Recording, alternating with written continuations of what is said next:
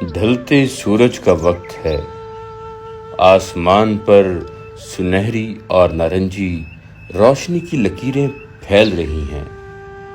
یہ روشنی ایک پرانی عمارت کی محرابی کھڑکیوں سے گزرتی ہے، جن کے شیشے کب کے ٹوٹ چکے ہیں۔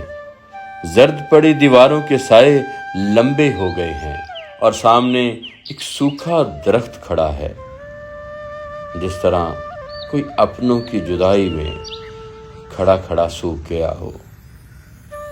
وقت کے ہاتھوں شکست کھایا، مگر جڑوں میں اب بھی زندگی کی ہلکی سی رمق باقی ہے۔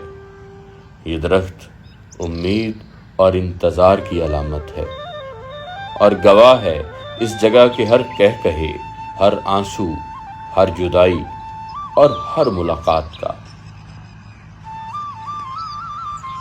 1892 جب منچن آباد میں ریلوے آپریشن کا آغاز کیا گیا تو اس اسٹیشن پر صبح کا آغاز زندگی کے سب سے خوبصورت مناظر سے ہوتا تھا۔ پلیٹ فارم پر کلیوں کی آوازیں گونجتیں، سامان ادھر رکھو، سامان ادھر رکھو، ٹرین آنے والی ہے۔ ان کے کندھوں پر بوریوں، صندوقوں اور تھیلوں کے ساتھ ساتھ مسافروں کے خواب بھی سفر پر روانہ ہوتے۔ ٹانگوں کی گھنٹیوں کے ٹن ٹن، سائیکل رکشوں کی کھڑکھڑاہٹ، بیل گاڑیوں کے پہیوں کی چرچراہٹ، سب مل کر ایک ایسا نغمہ بجاتے تھے جو منچن آباد شہر کی سانسوں میں گھل جاتا۔ اسٹیشن سے لے کر فوڑوا نہر کے پل تک ایک نہ ختم ہونے والی چہل پہل نظر آتی، جیسے کوئی میلہ ہو۔ کچھ چہرے خوشی سے چمکتے، پیاروں سے ملنے کی مسرت، گلے لگانے کی چاہ اور ہنسی کے کہے۔ کچھ چہروں پر جدائی کی نمی ہوتی، رخصتی کے آنسو، ہاتھ پھیلاتے ہوئے اداسی اور آنکھوں میں چھپا ایک نہ ختم ہونے والا انتظار۔ یہ صرف ایک اسٹیشن نہیں تھا، یہ زندگی کا چوراہا تھا، جہاں راستے ملتے بھی تھے اور بچھڑتے بھی تھے۔ اسٹیشن کے بالکل ساتھ ہی اسٹیشن ماسٹر کے عملے کی رہائش گاہیں تھیں۔ سفید اور نسواری چونے سے رنگی دیواریں، برآمدوں میں لٹکے پردے، صحن میں کھیلتے بچے، باورچی خانوں سے اٹھتی خوشبو، یہ سب ایک گھر کے نہیں بلکہ ایک خاندان کے مناظر تھے۔ یہ لوگ صرف ٹرینوں کی نگرانی نہیں کرتے تھے، بلکہ اس علاقے کی معیشت کو چلانے والے بھی تھے۔ کپاس، اناج، گڑ اور دیگر سامان انہی پٹڑیوں سے بڑے شہروں تک جاتا اور آتا تھا، اور گاؤں کی محنت پورے ملک کے کونے کونے میں پہنچتی تھی۔ لیکن آج یہ صرف یادوں کی صورت رہ گیا ہے۔ اسٹیشن ماسٹر اور عملے کی رہائش گاہیں اب کھنڈرات ہیں، دیواروں کا پلستر جھڑ گیا ہے، چھتیں غائب ہیں، جہاں کبھی دروازے تھے وہاں صرف خالی چوکھٹیں ہیں، کھڑکیوں کے فریم غائب ہیں، گارڈر اور سریے اکھاڑ لیے گئے ہیں۔ اسٹیشن کا پلیٹ فارم بھی اداسی اور ویرانی کی عجب داستان سناتا ہے۔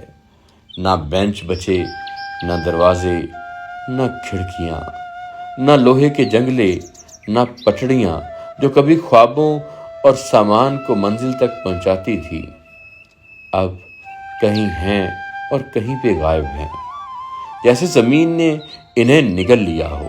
یہ حیرت انگیز بھی ہے اور دل دہلا دینے والا بھی۔ ایک ایسا قیمتی ورثہ جو کبھی ترقی کا نشان تھا، آج مٹی اور زنگ میں دفن ہے۔ ایک اور حیرت انگیز بات، اسٹیشن کے ساتھ رہائش گاہوں کے ارد گرد دھان کی فصل لہلہا رہی ہے، پانی ہی پانی ہے۔ پتہ نہیں اب یہ زمین ریلوے کے عملے کی بے حسی کی وجہ سے ٹھیکے پر دے دی گئی ہے، یا یہ کسی کی ملی بھگت کے ساتھ ہو رہا ہے۔ اور وہ پانی آہستہ آہستہ ان عمارات کو، ان کھنڈرات کو نگل رہا ہے۔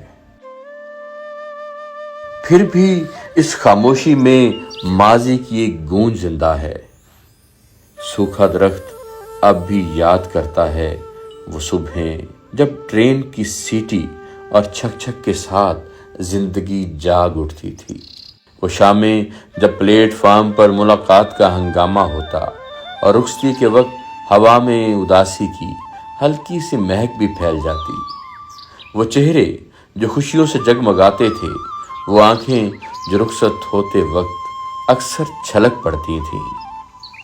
آج یہ سب ماضی کی کہانی لگتا ہے، مگر یہ کہانی ابھی ختم نہیں ہوئی۔ جیسے سورج ہر شام ڈھل کر اگلی صبح دوبارہ طلوع ہوتا ہے، ویسے ہی یہ اسٹیشن بھی دوبارہ زندگی بھر سکتا ہے۔ اگر ارباب اختیار چاہیں تو یہاں پھر قہقہے گونج سکتے ہیں، پھر کلیوں کی آوازیں سنائی دے سکتی ہیں، ٹانگوں کی گھنٹیاں بج سکتی ہیں، بیل گاڑیاں چل سکتی ہیں اور پٹڑیاں ایک بار پھر خوابوں کو منزل تک پہنچا سکتی ہیں۔ شاید ایک دن یہ سوکھا درخت بھی ہرا بھرا ہو جائے، جیسے ماضی کا موسم لوٹ آیا ہو۔